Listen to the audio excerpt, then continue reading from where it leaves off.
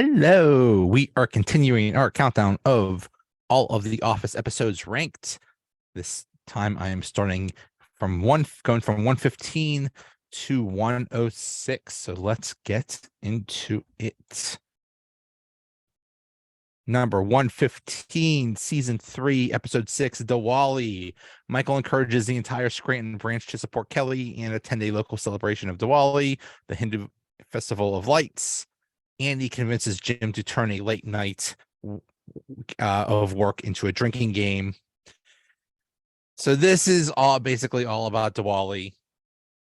The cold open was Ryan was wearing some Hindu outfit and Michael was making fun of it. So stupid cold open. Yeah, it was basically about Diwali. Real quick about out in Stanford. They have to work late, I guess once a month or once a quarter, something like that, for some order reconciliation or something like that. So it's Andy, Jim, and Karen, and Andy has booze, so they turn it into a drinking game, and Andy and Jim get really drunk, and Karen pretends to drink, but she doesn't. Andy has a sleeping bag, so he sleeps at the office. Jim decides to ride a bike to work to be like his boss, and turns out he just gets really sweaty when he does that, but he tries to ride a bike back to his place and he's drunk as hell and he falls into a bush, so Karen drives him home. And basically that's all that happened in Stanford. And the rest of the episode was Kelly going this whole Diwali thing. First they have a meeting about what Diwali is, and apparently this episode was praised for its correct depiction of what Diwali is, and being respectful of it. So there's that. But they have a meeting about it to explain what Diwali is, and somehow Michael turns it into handing out everybody pamphlets on the Kama Sutra in different sex positions because of course Michael. So they go to this Diwali festival, and Kelly's family's there. She has a bunch of little sisters and they are giggling around Ryan. I don't know what that was about. And but Mindy but Kelly's parents were played by Mindy Kaling's real life parents, which was really cute. They hate Ryan, and they should. They want Kelly to marry some doctor, and the dude is right there, and instead she's with Ryan, and they don't like him because he's going nowhere. Kind of funny that about 6 seasons later, Kelly does marry a doctor, so there's that.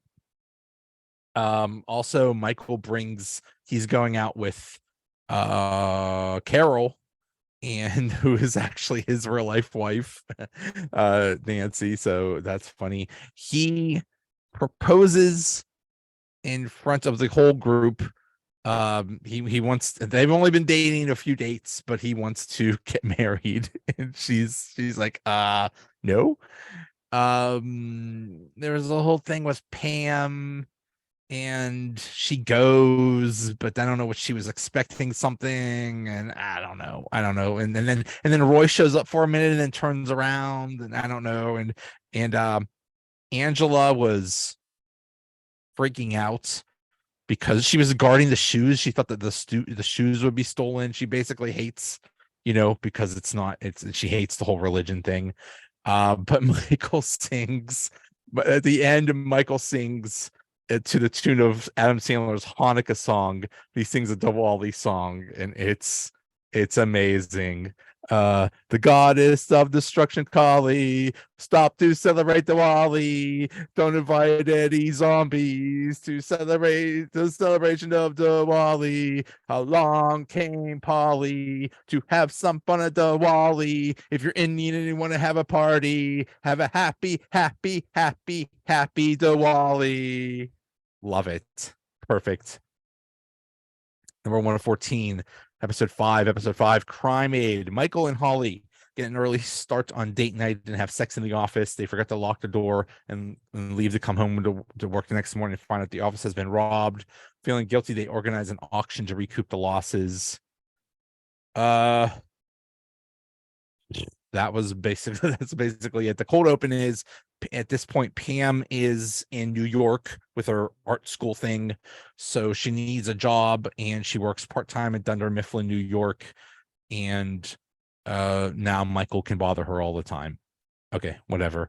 But yeah, the whole thing is around Michael and Holly, and they are so cute together. Oh my goodness. Michael and Holly is maybe my favorite sitcom couple of all time. They are so cute together. She is basically the girl version of him. It is so cute. So they go out, they're about to go on their third date, which apparently means sex. Is this a thing? Is that I guess it makes sense. She said they're leaving the office, and she says, "Oh, I forgot my keys." So she goes inside, and that was the whole thing, just to fake out the camera crew to lock them out. And they think that they can't hear. They think that the camera crew can't hear them, but it turns out the camera crew has special microphones, and they could hear everything. But yeah, the office gets robbed, and then they have Crime Aid, a big auction to get some money, and so they're auctioning various things, and Michael says the big thing is tickets to Bruce Springsteen. Well, we know what happens with that. Michael hits a gavel, and it was just a plastic thing, and Michael says, "What the hell was that?" And Phil says, "It's the only gavel I could find." And then Michael says, "It squeaks when you bang it." That's what she said. I will never pass up a "that's what she said" joke.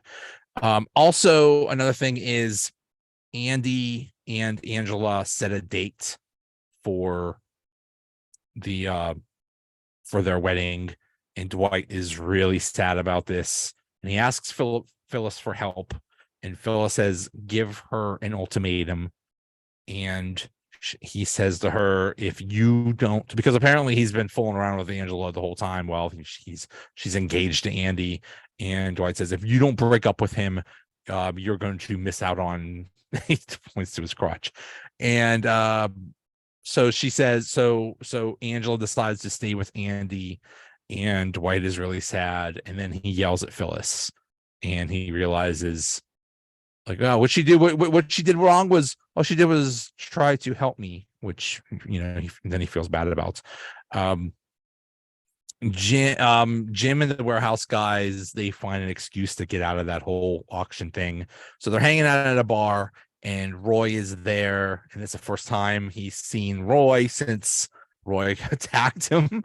But they talk, and they're all cool, but Roy says, oh, she's in New York. Gee, that's that, like being suspicious of that. And so Jim decides to drive all the way to New York, but then he turns around because he says he doesn't want to be that kind of boyfriend or something like that.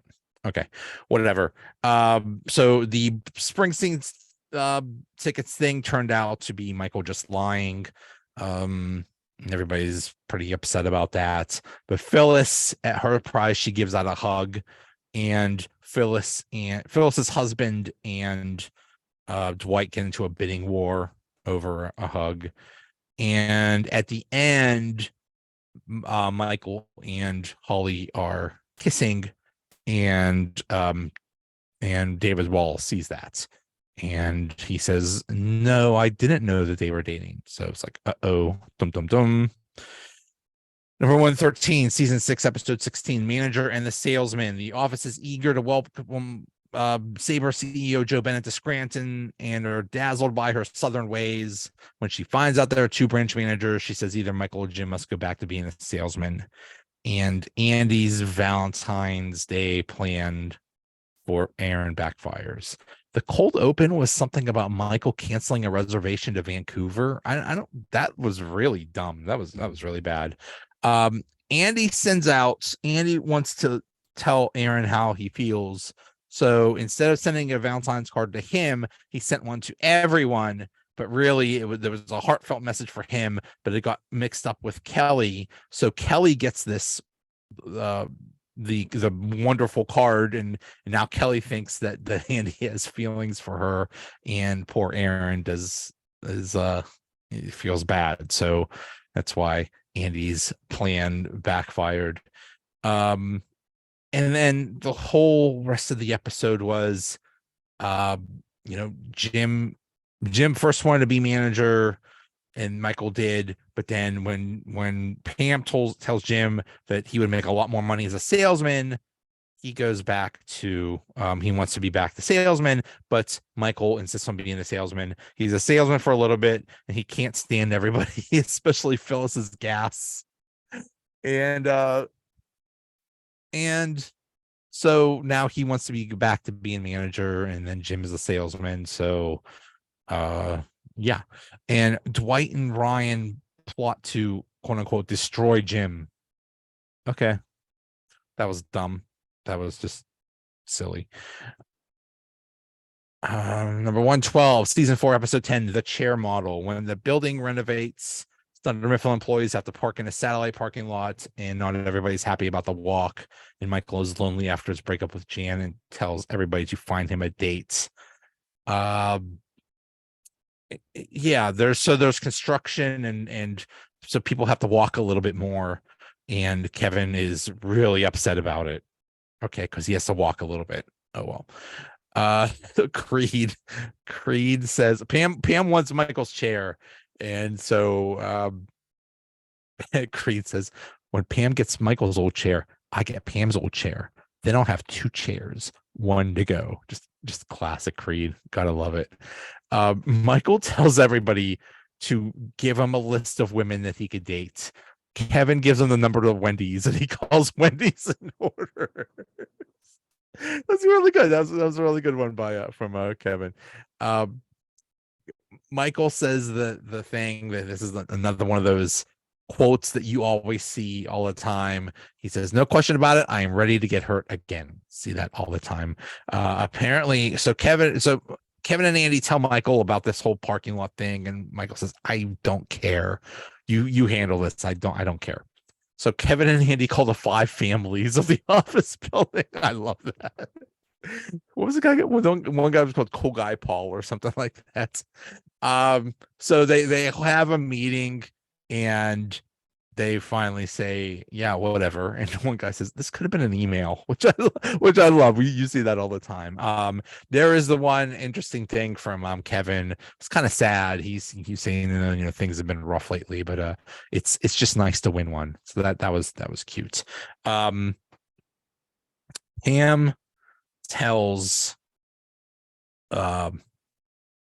gives Michael the number of her landlady, and she's not the most attractive woman in the world, and Michael hates her. So that goes really poorly. And Jim says, you realize you just got kicked out of your building. I don't think you would be kicked out of your building for that. But anyway, Pam says, well, maybe I should just live with you. She says, I won't live with anyone unless we're getting engaged. So he's like, oh yeah, I'm gonna do that. So there's that news. Michael is in love with the lady in the chair catalog. Dwight does some investigation and finds out that she is a model, finds out her name, and that she died in a car accident last year. So they go to her grave, and he says to Dwight, I used to think that I had this perfect person out there waiting for me, but knowing that that's just silly because she's dead. What do you do? And Dwight says, "You wait until next year's chair catalog to come out and find out someone who's still alive."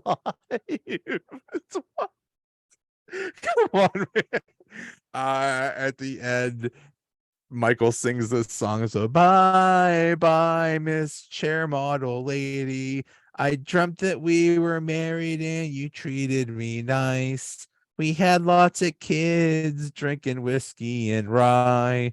Why'd you have to go off and die? Love it. Love it. Anything involving Michael and Dwight are just, it is always funny. Number 111, season 6, episode 26, Whistleblower. After the problem with Saber printers catching fire is leaked to the press, Joe launches an investigation to determine who the leak was. Michael finds out the sources first, but is reluctant to inform Joe out of fear of safety for his employees' jobs. So this is the season finale of season 6. And the end of the whole storyline where Andy finds out that the printers are catching fire, and he does leak it to the press, but Pam thinks she did it, and Dwight thinks he did it. Daryl thinks he did it, and even David Wallace thinks he did it too. But David Wallace is only interested in talking about Suck It. Best name of a product ever.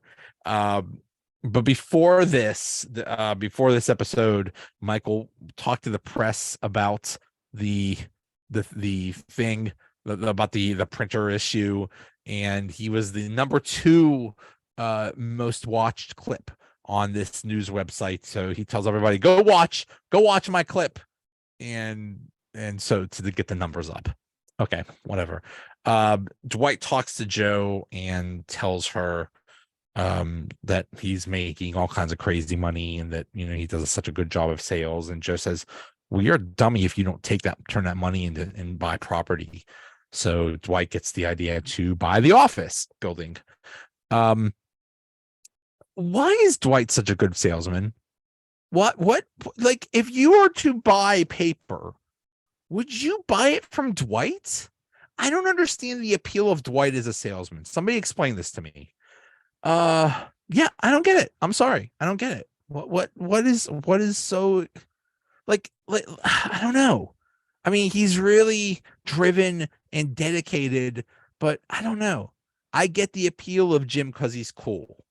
I kind of get the appeal of Stanley because he's laid back. Phyllis, I wouldn't want to buy paper from her. She's like a mom. Like, okay, I don't really get that, but Dwight, I don't know. I don't get why. I mean, maybe just because he's so maniacal about it. I don't know. I don't know if I want a salesman like that. Anyway, they tell the IT guy to go on the hard drives of all the employees to see if they did it. And the IT guy says, "Hey guys, I'm leaving." And they're like, "We don't really care about you." And he's like, "You know what? Screw you. Kelly, you're not a size 2. Daryl, you say you're not on Facebook, but you really are." And it was Andy that leaked it to the press. I saw the video and I saw the letter. And so everybody's mad at Andy. Joe and Michael have a talk, and she says, "I really don't want to go in front of the press and say I'm sorry." And Michael's like, "Well, I'll do that. I don't care." Michael, and when they're talking, he says, "Well, I'm going through a bit of a rough patch the whole year, actually." It's another one of those quotes you see all the time. I love this quote when Michael says he'll go do the video. She says, "Oh, honey, you surely you don't want to do that." Michael says, "I surely do, and don't call me honey." I love that. And then he says airplane too, which I love. So at the end, Michael does read the statement, but he says, "Why don't you bring Holly back?" So that's up season 7 when Holly comes back. Kind of a dud of a season finale, actually. But number 111, season 3, episode 14, Ben Franklin. It's 6 days before Phyllis's wedding. Michael plans a bachelor party for Bob Vance, and Todd Packer convinces them to hire a stripper to even things out. They decide to hire a male stripper for the bridal shower and give Jim the job. As a joke, Jim books Benjamin Franklin instead. And Jim and Karen are trying to work through their relationship problems. The cold open is amazing. The cold open is Michael making a video to his son if he dies, because he was cleaning stuff off of a plug of an electrical outlet and it got sapped. That sounds very much like something Michael would do. So he and Dwight are doing this video, and the first thing he does is teaches him how to jumpstart a car. And he says, you just put the plug in random places on the car, and and Dwight just looks at the camera and says, that's not right. And then he says, this is how you unhook a bra. And he's next to Pam, and Pam's like, what? You're not doing that. So instead of doing it on Pam, he does it on Dwight. and then at the end he says, and no matter what, I will always love you. And Dwight says, what if he's a murderer? So stupid. So Ben Franklin comes in, and Michael introduces him as one of the sexiest presidents. Now, obviously, he wasn't a president, but he was the president of Pennsylvania. Apparently, Pennsylvania had presidents back then. He was the 6th president of Pennsylvania from 1785 to 1788. And you know who followed him? Thomas Mifflin. Dunder Mifflin. Hello. Mind blown. So in the bachelor party they're having in the warehouse, Michael is grilling some meat. He says, who would like my man meat? And Dwight's like, yes, I want your man meat. And he's grilling them on a George Foreman grill. And Ryan says, is this the same grill you grilled your foot on? And Michael says, yes, but I scraped the foot off. The stripper comes in and wants to give somebody a lap dance, and everybody says no except for Michael. She gives Michael a lap dance, and then he freaks out, and he's like, get off of me, and he gets all guilty, and he calls Jan. says I did something terrible, I got a lap dance. And Jan is more concerned that they're having a bachelor party at a stripper at work. So the party ends early, and Dwight says to the stripper, we hired you for 3 hours of work and we're going to get it. So he makes the stripper work in the office. Angela is freaked out by her. The stripper tells Pam that she could work as a stripper, which I guess is a compliment. Michael says to the stripper, like, what should I do? Should I tell my girlfriend? And the stripper says, secrets are no fun. Secrets hurt someone. That's actually a lyric from some song or something like that. And the whole thing with Ben Franklin and the women is just so silly. They're expecting a male stripper, and they get Ben Franklin. And Ben Franklin, they're asking him all kinds of questions, and Ben Franklin can twist a knot in a cherry stem or something like that. So that's nice. He hits on Pam, which is really has to be really awkward for Pam. Pam and Karen are getting along, and I guess, at this point, Jim told Karen that Pam and Jim kissed, and Karen, I think that's why they had the relationship problems. But yeah, and at the end, Michael's talking to Jan, and he says, so you don't want to end our relationship? And she says, no, I'm closer to firing you. He's like, oh, that's so sweet. Love that. The funniest part was when Jim told Dwight that was the real Ben Franklin. And Dwight keeps trying to stump Ben Franklin, and Dwight and Ben Franklin is answering all the things, and he says to Ben Franklin, "Are you nearsighted or farsighted?" And he says, "Both. That's why I invented the bifocals." And Dwight's like, so funny. Number 109, season 1, episode 4 of The Alliance. Dwight believes everyone is worried about downsizing, so he enlists Jim to form an alliance to gather information. Michael tries to boost morale by throwing a party for Meredith, even though her birthday isn't until next month. So this is the first appearance of the party planning committee, I believe. It's Pam, Angela, and Phyllis. And Angela says, "I think green is kind of whorish." Phyllis happens to be wearing green. Michael insists on getting a cake that Meredith can't eat because she's lactose intolerant. So you fast forward to when Michael's about to leave, and he insists on a cake that everybody likes. So that shows growth. This is season 1, and we see the beginning of the Dwight Jim relationship. And this is the first time Dwight says to Jim, "Do you want to form an alliance with me?" And Jim says, "Absolutely, I do." And Jim is just messing with Dwight big time, and he's getting Pam involved. And he says that there's a meeting in the warehouse during Meredith's birthday party, and Dwight wants to listen in, spy. So Jim puts him in a box, and then Pam goes down and is pretending to have a meeting, and the box moves and falls over, and Pam runs off the screen laughing. I'm pretty sure that was just Jenna Fisher breaking, because it was so damn funny. In the end, Jim is with Pam and is saying, "Oh my God, I got Dwight so good. I got him to dye his hair and to convince him to go to another branch and stuff like that." And while he's talking with Pam, Roy comes in and wants to fight Jim. It's like, "Hey, what are you doing with my woman?" It's so stupid. It was just really, they could have done a better job with that. That was really dumb. But at the end, the last shot is Dwight with his hair blonde. That was really good. That was really good.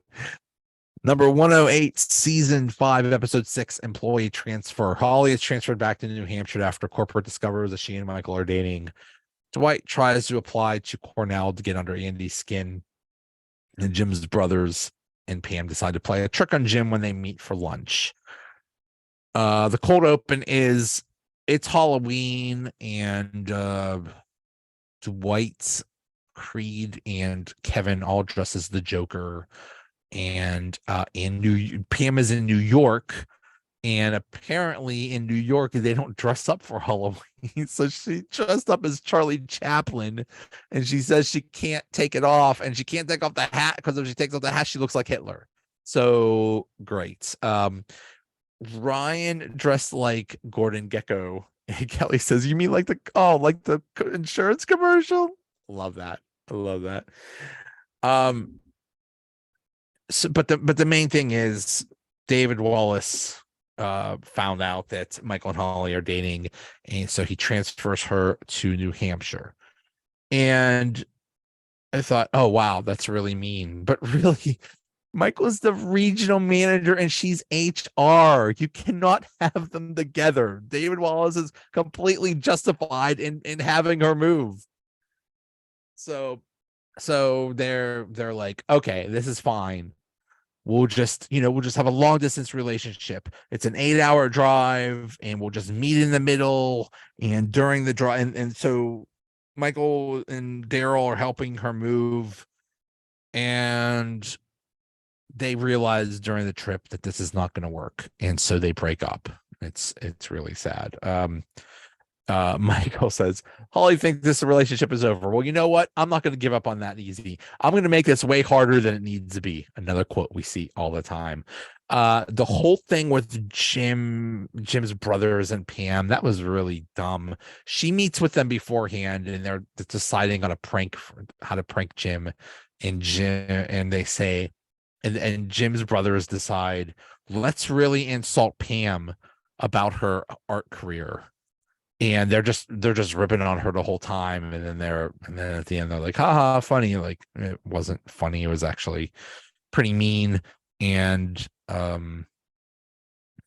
just it was just a stupid joke that didn't go well. Number 107, season 3, episode 4, grief counseling. Ed Truck, the manager who hired Michael, passed away, and Michael's having a hard time dealing with it. Jim tries to find the chips that Karen is craving. The cold open is Mike is pretending to go down the stairs, so he's doing the little moving down the stairs thing, and ha ha ha. He's like, hey, let me get something, blah blah blah, and goes down the stairs, and then they just have him do that over and over again, and he gets really tired. Yeah, Jan tells Michael that Ed Truck died, and they are not sure whether they should have a whole day off or Michael wants a statue built of him or something. I don't know. It was really, really stupid. Michael says, that's not the way a Dunder Mifflin manager should go. Alone out of the blue, didn't even have his own head to comfort him. Michael has a meeting about grief counseling, and Pam tells a story about his aunt that died. Basically, it's a story of $1 Million Baby. And then Ryan gives the story of Lion King, and he says, yeah, a few years ago, my family was on a safari in Africa, and my cousin Mufasa was trampled to death by a pack of wildebeests.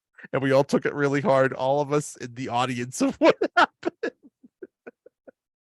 And then Kevin takes it too far and just messes it up, and he basically gives a plot of Weekend at Bernie's, and Michael catches on. So then Toby tells Michael about a dying bird, and Michael freaks out. Also, Creed was the one that told Michael and Dwight that Ed Truck was decapitated. So the only source of this information was Creed, and who knows if anything that Creed says is true. So Michael tries to revive the bird that hit the building, but he can't, so they have a funeral for the bird. And and Ryan says, when I was 5, my mom told me that my fish went to the hospital and the toilet and it never came back, so we had a funeral for it. And I remember thinking, I'm a little too old for this, and I was 5. Exactly. They have a funeral for it. And Pam gives a lovely speech about basically it was not about the bird, it was about comforting Michael, and she says, I don't think he was being stupid. I think he just really, really wanted to come inside our building to spread his cheer and lift our spirits with a song. And we can't help but notice that he was by himself when he died. But of course, we all know that doesn't mean he was alone, because I'm sure there were lots of other birds out there that cared for him very much, and he will not be forgotten. It was actually kind of moving.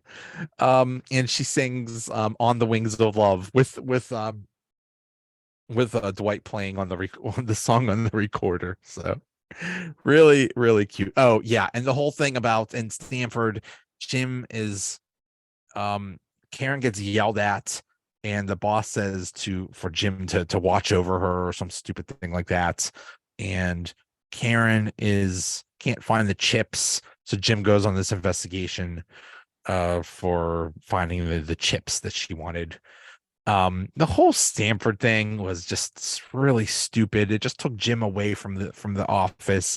Any story involving Stanford was just dumb. It was just really out of place for the whole show. Really dumb. I'm glad that whole story ended. Season 106, season 3, episode 5, Initiation. Jan stops into the Scranton branch and orders Pam to keep track of Michael's activities throughout the day. Dwight takes Ryan, who has been at the job for a year and not sold anything, on a sales call. And Jim takes Karen's chair, and Michael and Stanley Michael and Stanley stand in line for free pretzels.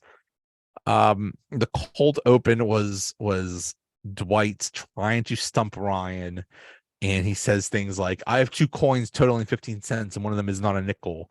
And Wright gets, no matter what Dwight says, he Ryan answers it. Um, but a man and his son get into a car accident. They're rushed to the hospital. The doctor says, "There's no way I could operate on this boy because he's my son." So that's because the doctor is the boy's mother. He starts about the one about a man is found hanging in the ceiling and he was too high, but there's a puddle, and Ryan figures out that he stepped on a block of ice. So no matter what Dwight says, Ryan has the answer for it, and that really messes up Dwight. But the main thing about this episode is it's pretzel day. I wake up every morning in a bed that's too small, drive my daughter to a school that's too expensive, and then I go to a job which I get paid too little. But on pretzel day, well, I like pretzel day.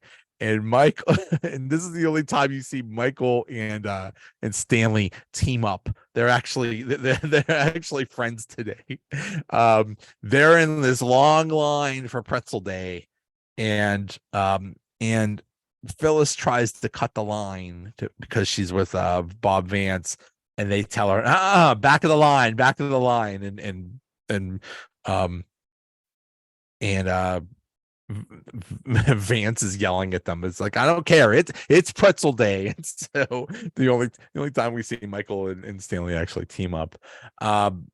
Instead of taking Dwight on Ryan on a sales call, Dwight does this weird thing. He takes him to his farm and puts him through all these weird things, and then he wants to fight. He has him fight Mose, who has a big shirt that says fear. This is the first time we see Mose. It's really stupid, and then they remember the sales call, and that's when Dwight actually teaches him things, but they don't get the sale. And then we have this awesome quote where Ryan says, "I don't understand. I did everything right."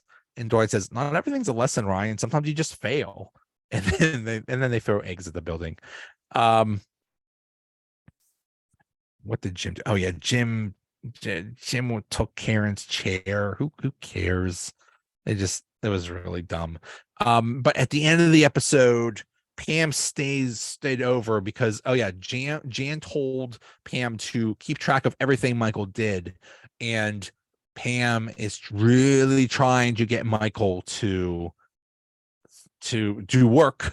And instead, Michael's doing things like Bill Cosby impersonations and standing in line for pretzel day and all this goofy stuff. So she stays over, and then Jim calls because he wanted to talk to Kevin about fantasy football. And this is the first time they've talked about since Jim went to Stanford. And they talk and they have a nice conversation, but it's really awkward. And that's it. And that's how the episode ends. Oh, and that's it. All right. Well, thank you for watching or listening. And I will continue to do this. We're almost in the top 100. It is so much fun watching these episodes and documenting them. So I hope you like them too. And I'll see you next time.